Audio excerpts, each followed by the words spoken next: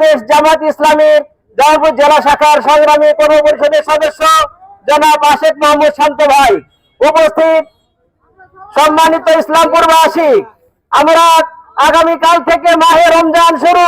মাহে রমজানের পবিত্রতা যেন আমরা সবাই রক্ষা করতে পারি, সেজন্য আমি সরকারকে বলে দিতে চাই, বাংলার জনগণ যাতে ইফতার সেহরি সহজভাবে করতে পারে, আপনারা দ্রব্যমূল্যের নিয়ন্ত্রণ করুন, নাহলে বাংলার জনতা মাঠে নামবে ইনশাআল্লাহ।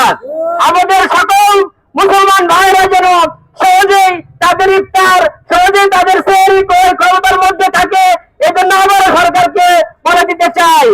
সম্মানিত উপস্থিতি, আমরা যাতে রমজানের তাকওয়া অর্জন করার, আমরা যেন তাকওয়া অর্জন করে আগামীর বাংলাদেশকে শোষণ মুক্ত বাংলাদেশ করতে চাই। আগামীর বাংলাদেশকে আর আইনাগর দেখতে চাই না, বাংলাদেশের মানুষ আর কোন দেখতে চায় না।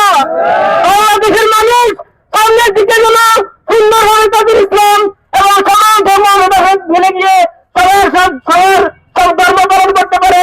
সবাইকে এই উদ্দেশ্য আহ্বান জানাচ্ছি।